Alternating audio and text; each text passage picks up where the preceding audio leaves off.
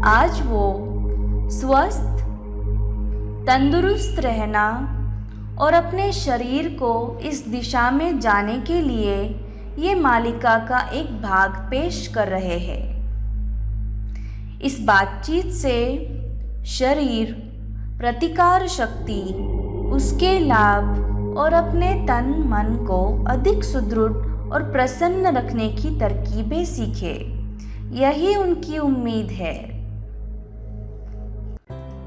हमने जो शक्तिशाली बयान दिया था पहले भाग में, जिस पर हमने काफ़ी एक्सप्लेनेशन दिया था, उस पर हम इस बार ज़्यादा नहीं बोलेंगे। उसी तरह हम जो स्पष्टीकरण करना चाहते हैं, जिसके बारे में कि निरोगी कैसा रहे और ये हमारी खोज है, उस पर भी हमने ज़्यादा स्पष्टीकरण पहले ही दिया था कि ये युगों युगों की बात है जब ये कॉन्सेप्ट रहा करता था। आजकल हमने फिर उसको जागरूक किया, इसीलिए हम कहते हैं कि हमने ये किया। अभी आगे रहा बदलाव, परिवर्तन के बारे में अगर बात करो तो हम क्या क्या चीज़ें बदलाव नहीं कर सकते। हम हमारी हड्डी का आकार नहीं बदली कर सकते, हम हमारी विकृति बदली नहीं कर सकते, अनुवांशिक जो भी चीज़ है वो नहीं कर सकते, और ब्लड ग्रुप नहीं कर सकते, लेकिन काफ़ी कुछ बदल सकते हैं जिसमें शरीर क्रिया विज्ञान के हिसाब से बदलाव हो सकता है। उसमें चीज़ें आती हैं सांस, स्नायु, अपनी खाने पीने का व्यवस्था, जिस ढंग से खाना खाते हैं, पाचन शक्ति, नींद, सोच विचार, हमारी आत्मिक दृष्टि, हमारी इमोशनल स्टेट, भावनिक कल्पनाएं, ये सब चीज़ों पर अगर असर करने लगे और फ़र्क होने लगा तो हमारे हीमोग्लोबिन, पेशियां वगैरह में फ़र्क पड़ सकता है। अब आगे हम जाके बात करेंगे बदलाव के मापदंड। अब बदलाव के मापदंड में जब बात करते हैं तो हमें ध्यान में आता है कि पहली महत्वपूर्ण बात है कि दर्शन की स्वीकृति करना मतलब क्या? हमें मानना चाहिए कि हमें बदलाव करना है, और बदलाव करने के लिए हमें जांचना चाहिए कि हमने अगर ये स्वीकार कर लिया तो स्वीकार करते ही उसमें हमें क्या करना है। तो उस पर वो स्वीकार करते ही पहली बात सामने आती है कि हमें शरीर के काम करने की समझ बढ़ाना ज़रूरी है। तो जब हम शरीर के काम करने की समझ बढ़ाते हैं तो ध्यान में आता है कि काफ़ी कुछ चीज़ें हमें पता होना ज़रूरी है। उसमें से एक चीज़ ध्यान में आती है कि जो भी करें हम नियमित रूप से आवेदन करना जरूरी है। तो अगर हम नियमित रूप से आवेदन करना जिंदगी में शुरू कर दिया तो धीरे धीरे अपने को ध्यान में आता है हमें कि अनुशासित जीवन शैली बन जाती है। जब हमारी जीवन शैली अनुशासित बन जाती है तो फिर आगे ध्यान में आना शुरू हो जाता है कि जो भी बीमारी अंकुर के अवस्था में है उसका अंकन हो जाता है। उससे तो बहुत अच्छा लगता है क्योंकि बीमारी आने से पहले ही हम उसे विदा कर देते हैं, तो उससे बदन में संतुष्टि आ जाती है और हमें संतुष्ट होना सिखाया जाता है, बदन ही सिखाता है। और संतुष्ट होना जब सीख लेते हैं तो आगे की बात होती है कि हम अपने काम धन जो कर रहे हैं वो हम सीमा के भीतर काम करना शुरू करें। तो सीमा के भीतर काम करना शुरू करें मतलब क्या? कि हमारी शारीरिक, मानसिक, भावनिक और आध्यात्मिक जो ताकत है, और हर इंसान की अलग अलग ढंग की ताकत होती है। कई लोग शारीरिक मजबूत होते हैं, कई लोग भावनिक, कई लोग मानसिक, तो उस हिसाब से उनकी ताकत होती है। तो उसी ताकत के हिसाब से हमने काम करना है। हम उसके सीमा के बाहर चले गए और वैसे ही काम करते रहे तो बीमारी हमारे पीछे आ सकती है, क्योंकि अपना मशीन जो है, अपना देह जो है, उतनी देखभाल नहीं कर पाता है। तो इसीलिए जो भी हम काम करेंगे सीमा के भीतर काम करना बढ़िया है। फिर वो तंदुरुस्त आदमी हो, जो वीक हो या एकदम पहलवान हो, अपनी अपनी सीमा रेखा अलग होगी, लेकिन उस सीमा के भीतर ही काम करना जरूरी है। अभी हमने अभी बोला कि दर्शन की स्वीकृति करना है। तो दर्शन की स्वीकृति या स्वीकार कर रहे हैं तो उसका मतलब हुआ कि हमें जरा अलग ढंग से सोचना है। हमने काफ़ी सालों से काम करते वक्त ध्यान में आया है कि निसर्ग में जो भी है वो बिल्कुल एक तरह मशीन के काम करने की ढंग से काम करता है। वैसे देखे तो मेरे हिसाब से सभी निसर्ग में मशीन ही है उच्च दर्जे की, जिनको कम मेंटेनेंस लगता है। लेकिन अभी हम मशीन की बात पहले करेंगे, ध्यान में लाएंगे कि किसकी बात कर रहे हैं। अगर हमने टू व्हीलर की बात की, स्कूटर या मोटरसाइकिल या कोई कारखाने में मशीन हो या कोई कार हो या घर का मिक्सर हो, तो इन सब के बारे में हमें इतना जांच हो जाता है कि उनकी देखभाल ठीक से करनी ज़रूरी है। टायर का प्रेशर ठीक से करना है, उनको ट्यूनिंग करना है, उसको ऑयलिंग करना है, मशीन को रेस्ट देना है, आराम करना है। मिक्सर का इस्तेमाल करो तो उसको साफ़ सफाई करके ठीक से रखना है, मतलब वो मेंटेन अच्छा रहेगा। दूसरी बात ध्यान में आई है कि यही मशीन अगर उनका जीवन 5 या 10 साल का हो, लेकिन आपने ठीक ढंग से मेंटेन किया हो, उसकी देखभाल की हो, तो शायद वो आपको 12, 15, 18, 20 साल तक बिना कुरकुर करे, बिना दिक्कत दिए अच्छी तरीके से चल सकता है।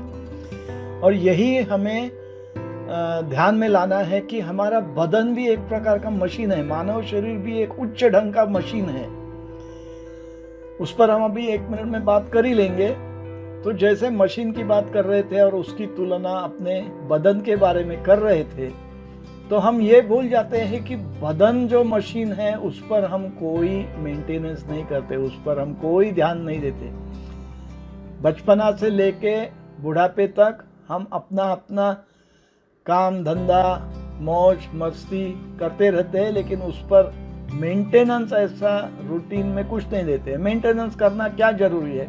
ठीक ढंग से खाना, ठीक ढंग से पीना, ठीक ढंग से कसरत करना, ठीक ढंग की जीवन शैली रखना, ठीक वक्त पे सोना, ये सब चीज़ें अगर हम करें तो हमारा बदन, हमारा शरीर बिल्कुल तंदुरुस्त रहेगा और मज़ा रहेगा और बीमारी हमसे दूर रहेगी और इससे हमारी प्रतिकार शक्ति भी अच्छी रहेगी। तो जब हम मानव शरीर की बात करते हैं तो पहली बात आपको बता दें कि अपना मानव शरीर अभूतपूर्व है एकदम। कहाँ भी बात करो, किसी ढंग से भी बात करो, अभूतपूर्व है। और मेरे हिसाब में इतने अभी 20-30 साल के प्रैक्टिस कर रहा हूँ, मुझे कभी भी विस्मित और चमत्कार ही दिखते रहते हैं कि अपना बदन किस ढंग से विकास कर सकता है, किस ढंग से बीमारियों को उपचारात्मक कर सकता है और कहाँ कहाँ से मरीज कौन से बीमारियों से बिल्कुल बाहर निकल के बिल्कुल तंदुरुस्त बन जाते हैं। उसी तरह आयाम भी जो है अपना बदन का, वो भी बचपना से लेके बढ़ावे तक अगर देखो तो हमने ठीक से कसरत की, ठीक से खाना पीना किया तो तंदुरुस्त रहते हैं, तबीयत मजबूत होती है। अगर ठीक से खाना पीना नहीं कर पाए, कसरत नहीं कर पाए, तो बिल्कुल एकदम कड्डी पहलवान की तरह होते हैं जिसमें ताकत कमज़ोर होती है, काम करने के लिए उतनी उत्साह ऊर्जा नहीं बचती है। तो उसे क्या करें? ये तो जिंदगी का ये है कि आप जो करें उस हिसाब से उस पर असर होगा। शरीर में एक बहुत महत्वपूर्ण है कि आयाम जो है वो अनिश्चितता पे है। उसका मतलब क्या कि हम अगर उस पर कुछ अच्छे तरीके से उपचार करें तो वो बढ़िया गुण देते हैं, लेकिन अगर हमने उसका ठीक से देखभाल नहीं किया तो बीमारी की तरफ खींच जाते हैं। अभी हम आगे बढ़े और ये 2 फोटोज देखे, एक छोटा बच्चा बताया और एक बड़ा पहलवान बताया। पहलवान को शायद आप जान लोगे कि वो आर्नोल्ड श्वार्ज़नेगर है। आर्नोल्ड श्वार्ज़नेगर कौन है? वो एक ज़माने में 7-7, 8-8, 10-10 साल mister Olympia, mister universe, mister world हुआ करते थे। उसके बाद में उन्होंने फिल्म में काम करना शुरू किया। आर्नोल्ड जिम के नाम पे बड़े मशहूर है ऑल ओवर द वर्ल्ड। और आखिरी में वो उन्होंने पॉलिटिक्स में जाके कैलिफोर्निया के गवर्नर भी बने। लेकिन उनकी तबीयत इतनी तंदुरुस्त है आज भी पहलवान की तरह, तो कपड़े निकालेंगे तो 60-70 साल की उम्र में हम उनको देख के चौंक जाते हैं कि ये ऐसा कैसा तगड़ा आदमी है। लेकिन गजब की बात यह है कि जानने के लिए कि वो छोटा बच्चे का फोटो जो था वो आर्नोल्ड श्वार्ज़नेगर का ही था जो उस उम्र में बीमार होता था। और बीमार होने के कारण उसके डॉक्टर लोगों ने बता दिया था उसे कि अगर तुम कसरत करोगे तो तुम्हारी बीमारी दूर होगी। तो उसने कसरत करना शुरू कर दिया। कसरत करते ही बीमारी चली गई, तबीयत तंदुरुस्त हुई। तब से उसने वो बीड़ा इतना उठा लिया कि जिंदगी भर कसरत करके तबीयत संभाल रहा है। अच्छा, शरीर के काम करने की समझ लेते हुए हमें ये ध्यान में आता है कि अपने बदन में काफ़ी ट्रिलियंस पेशी है। तो काफ़ी ट्रिलियन पेशी जो है वो उस हिसाब से वैसे ही काफ़ी ट्रिलियन बैक्टीरिया भी है और काफ़ी ट्रिलियन वायरसेस भी है।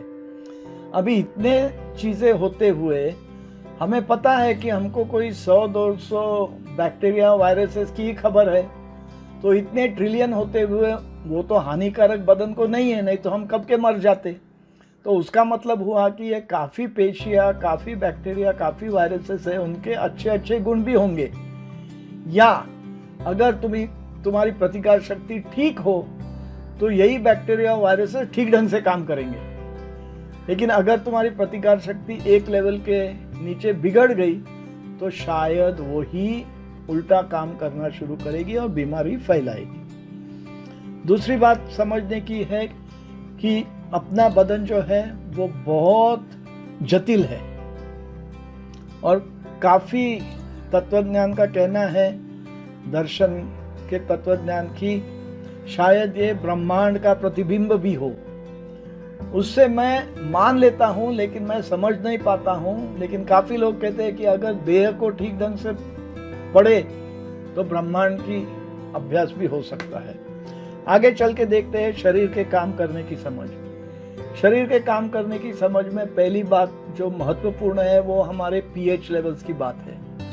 तो अगर पीएच लेवल समझे तो काफ़ी कुछ बदलाव हो सकता है। पीएच लेवल 7.35 to 7.45 होता है और पीएच लेवल से बाकी सब चीज़ें जो मैंने बताई है और अब बात करने जाने वाला हूँ वो पीएच लेवल्स को असर करती है, कम ज़्यादा करते रहती है। तो आओ चले पहले सांस की तरफ देखें। जब सांस की बात होती है तो सांस धीमी ले सकते हैं, दीर्घ सांस ले सकते हैं, धीरे से सांस ले सकती है, लंबा सांस ले सकते हैं और उससे फर्क पीएच में हो सकता है। उसी तरह जब हम कसरत की बात करते हैं तो काफ़ी लोग कसरत करते नहीं हैं। काफ़ी लोग 5-10 मिनट कसरत करते हैं, काफ़ी लोग 15-20 मिनट करते हैं। डॉक्टर लोग कहते हैं कम से कम 20 मिनट या 30 मिनट कसरत करना जरूरी है और कई लोग 1 घंटा कसरत करके उसका फ़ायदा उठाते हैं। आगे चलो हम देखते हैं खाने के बारे में। खाने के बारे में काफ़ी कुछ चीज़ है, किस ढंग से खाते हैं, किस वक्त पे खाते हैं, कितना खाते हैं, कम खाते हैं, ज़्यादा खाते हैं, अति ज़्यादा खा के पेट खराब करते हैं, उस पर हम अलग ढंग से चर्चा जरूर करेंगे।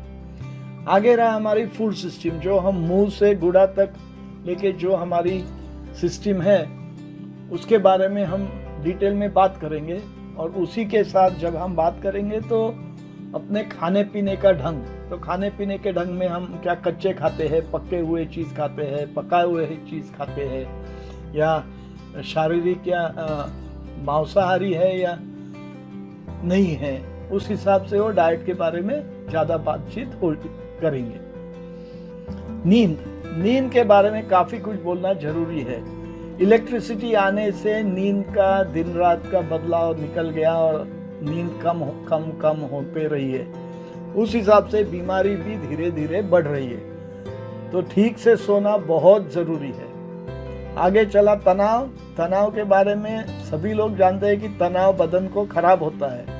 लेकिन मैं 2 बातें करने वाला हूँ कि अगर तुम प्यार में हो या अगर तुम खुश हो तो उसी तनाव नेगेटिव के बदले पॉजिटिव इफेक्ट भी हो सकता है। आखिरी में बात करने वाला हूँ पानी के बारे में। अपना देह 70% पानी है, तो पानी का बदन पे बहुत असर हो सकता है और है। तो वो असर देखते देखते उस पर थोड़ा गौर करना जरूरी है। तो उस हिसाब से उसके बारे में भी आगे पीछे डिटेल में बात करेंगे। अभी जो हमने बात की शरीर के काम करने की समझ करने के बारे में, तो उसमें काफ़ी कुछ चीज़ें हम करने से वो पीएच और बदन को फ़ायदा भी हो सकता है। उसमें ध्यान करना पहली बात है।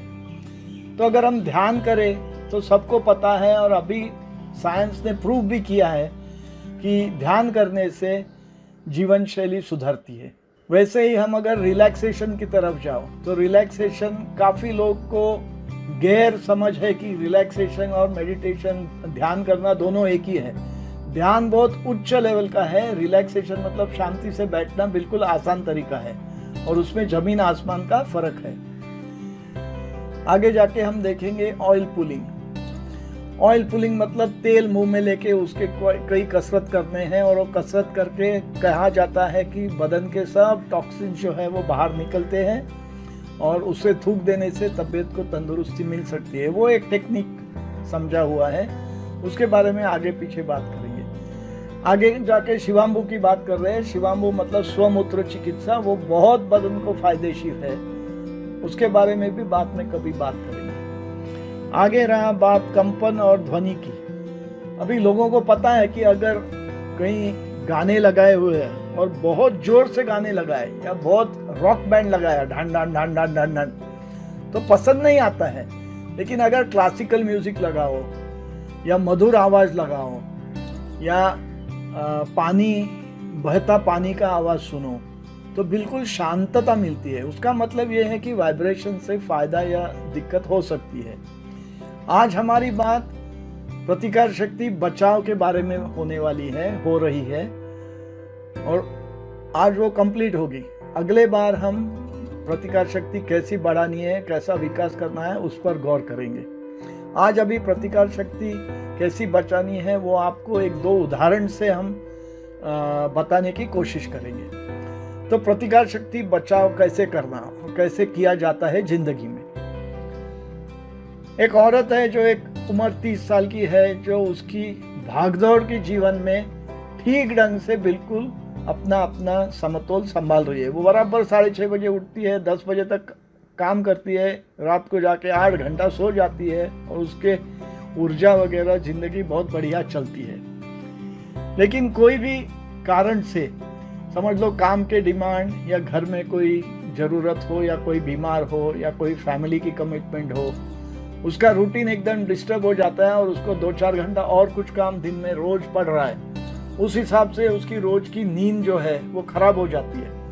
ये ऐसे ही 4, 6, 8, 10 हफ्ते, 3 महीने चलते रहे तो उसको ध्यान में आता है कि धीरे धीरे उसमें थकावट आती है, थकान आ गई है, उसका काम में ठीक से दिल नहीं लग रहा है, उसको कमजोरी लग रही है, शायद बीमारी भी आ रही है। ये सब क्यों? ठीक से नींद नहीं हुई। इसके लिए नींद होने से हमारी बैटरी जो है वो रिचार्ज होती है ठीक ढंग से, तो अगर वो न होने से बहुत दिक्कत होती है। अभी उसका मतलब क्या जो समझेंगे, वो उदाहरण हमने पढ़ लिया। ये औरत है जो 30 साल की है, वो बिल्कुल तंदुरुस्त है, सब संभाल के जी रही है। उसके जीवन में बीच में बदलाव आ गया तो सब बिगड़ गया। बदलाव आके वो तनाव के भाग में आया, उसकी नींद कम हो गई और उस हिसाब से उसको बिल्कुल नींद कम होने से धीरे धीरे असर होने लगा, बीमारी भी आ सकती है।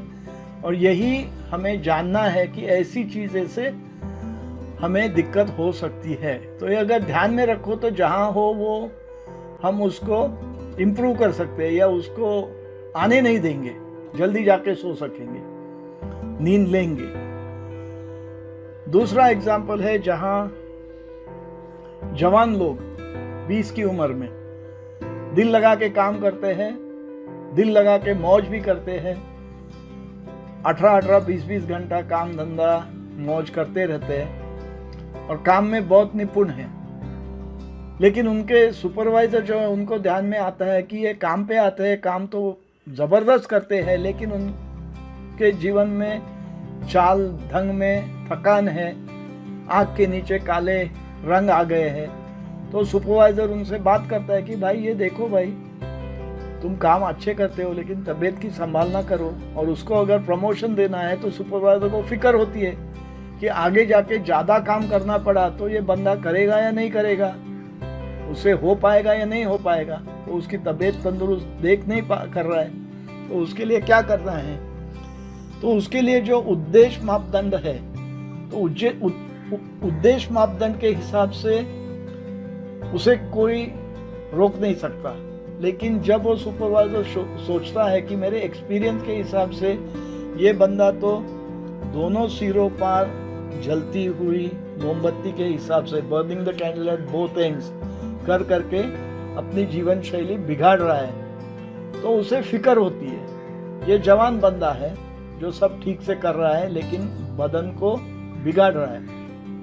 जब उस सब ठीक चल रहा है तो उसको लगता है जिंदगी बढ़िया है, लेकिन जो सुपरवाइजर को फिक्र है कि आगे की, और सुपरवाइजर के फिक्र के हिसाब से वो उसको प्रमोशन शायद मिलेगा नहीं मिलेगा, मिल भी गया तो आगे पीछे 5-6 साल के बाद उसकी तबीयत बिगड़ सकती है।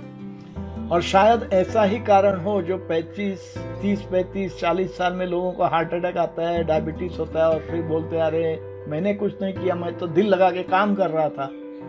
तो ऐसी चीज़ें होते रहती है।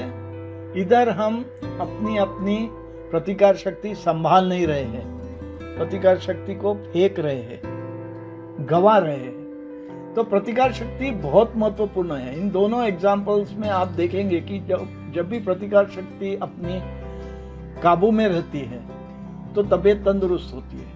अभी तीसरा एग्जाम्पल लेंगे, जहाँ पे जो इंसान है वो बिल्कुल ठीक ढंग से 30 ही साल का है, लेकिन वो ठीक ढंग से काम करता है, ठीक ढंग से अपनी तंदुरुस्ती भी संभालता है। तो तंदुरुस्ती संभालते संभालते घर का काम का काम, उसका खेल कूद सब संभाल के तबीयत बिल्कुल तंदुरुस्त रखता है। और तंदुरुस्त रखने के लिए जो भी चीज़ जरूरी है वो करता है, ठीक ढंग से खाता है, ठीक वक्त पे खाता है, वजन मेंटेन करता है, कसरत करता है, डॉक्टर चेकअप करना हो तो वो भी कर लेता है, और उस हिसाब से उसकी तबीयत बिल्कुल तंदुरुस्त होती है। तंदुरुस्त इतनी होती है कि वो लोगों को मदद कर सकता है, खुशी से रह सकता है, चैन से रह सकता है, उसको कोई दिक्कत नहीं। अगर उस पर काम पे ज़्यादा बढ़ाव दिया तो वो अपनी देखभाल करके ज़्यादा आराम करता है। उसका मतलब ये है कि उसकी प्रतिकार शक्ति को वो गवा नहीं दे रहा है, और उस हिसाब से उसकी ऊर्जा उसके काबू में रहती है, और उस हिसाब से उसको उसका फायदा होता है। एक बड़ा उदाहरण सुनील गावस्कर। सुनील गावस्कर अपने देश का बहुत बड़ा क्रिकेटर होके रिटायर हो चुके। उनके बारे में कितना भी बोलो तो कम है, सब उन्हें जानते हैं, लेकिन उनके एक दो खूबियां हैं जो बहुत महत्वपूर्ण है हमारे हिसाब से। अभी लोगों को जानकारी होगी या नहीं होगी पता नहीं, लेकिन जब भी वो मैच खेलते थे, 2 दिन 5 दिन का मैच, तो मैच के दिन वो कभी भी डिस्को में नहीं जाते थे, क्योंकि डिस्को में जाने से उधर वो स्ट्रोब लाइट्स, फ्लैशिंग लाइट्स देखने से उनके नज़र पे फर्क पड़ता था, और वो 12-16 घंटे बाद दूसरे दिन भी उनको महसूस होता था कि मेरा फोकसिंग अच्छा नहीं है। तो उन्होंने इतना डेडिकेट किया कि मैच के दिन वो डिस्को नहीं जाते थे, बाकी गए तो जाने दो, वो नहीं जाएंगे, क्योंकि उनको पता है उसका असर होता है। इसको हम बोलते हैं प्रतिकार शक्ति को मेंटेन करना, प्रिजर्व करना, संभालना। उनकी दूसरी खूबी थी, जब वो इतने शतक बनाए उन्होंने, जब भी शतक बनाते थे तो काफ़ी लोग उनको तालियां बजा के उनको एनकरेज करते थे, खुश होते थे। तो इसके लिए ये तो अपना बैट बल्ला उठा के, टोपी निकाल के सबका ये स्वीकार करते थे। अच्छा, उसके बाद में क्या करते थे, फिर टोपी डाल के बैट नीचे रख के वो अपने दोनों हाथ आंखों के बगल में रख के एक टनल बनाते थे और पिच के पास ग्राउंड पे देखते थे। क्यों? ये जो माहौल तालियां बजा के उनको डिस्ट्रैक्शन जो हुआ, उसमें से निकलने के लिए उन्होंने फोकस किया कि मैं फिर क्रिकेट ग्राउंड पे आया हूँ, मैं इधर क्रिकेटर हूँ, मेरा गौरव किया। उसका मतलब ये नहीं कि मैं कुछ भी करूँ अभी, तो मैं फोकस क्रिकेटर, मैच, बैट्समैन, ये सोच के वापस आना है। सेंचुरी के बाद कभी कभी वो फ्रेश गार्ड भी लेते थे। फ्रेश गार्ड मतलब अंपायर से पूछ लेना लेग स्टंप, ऑफ स्टंप किधर है। उस हिसाब से उनको जानकारी आती थी। ये चीज़ें नया बैट्समैन जब आता है तभी किया जाता है। ये करने का मतलब उनका ये था कि जब भी मैं अभी शुरू करूंगा तो मैं फिर पहली से शुरू कर रहा हूँ, ऐसे बैटिंग करना है। 100 रन बनाए करके कहीं भी मारामारी करके कहीं किसी को कैच देना, ये मेरा पेशा नहीं है। मैं उधर जाके बिल्कुल टिका रहूं और बढ़िया बैटिंग करूं। तो ये रहा सुनील गावस्कर का किस ढंग से वो प्रतिकार शक्ति को संभालते थे। और प्रतिकार शक्ति संभालने के बारे में, प्रतिकार शक्ति बचाव करके बारे में ये जो अपना वीडियो था आज का, वो आपको प्रदर्शित किया है। अगली बार हम बात करेंगे प्रतिकार शक्ति को बढ़ावा देना। नमस्कार, धन्यवाद। आनंद बापट जी, स्वास्थ्य के बारे में इस महत्वपूर्ण जानकारी के लिए हम आपके आभारी हैं। यह मालिका 12 से 15 भाग की है। इसमें अपने शरीर को तंदुरुस्त बनाने के लिए मदद होगी। ये मालिका आपको ज्ञान और शरीर को स्वस्थ रखने के लिए मार्गदर्शक बनेगी। हमारी ऑनलाइन शैक्षणिक और सपोर्ट सुविधा आपके स्वास्थ्य संवर्धन के लिए प्रस्तुत है। आपके संबंधित प्रश्न ईमेल कीजिए। आपको संक्षिप्त में हेल्थ सायरन की खबर और हमसे जुड़ने की जानकारी। अगर आपको यह वीडियो पसंद आया तो इस चैनल को लाइक और सब्सक्राइब करना ना भूलें। Download app Health Siren for all health solutions at your doorstep.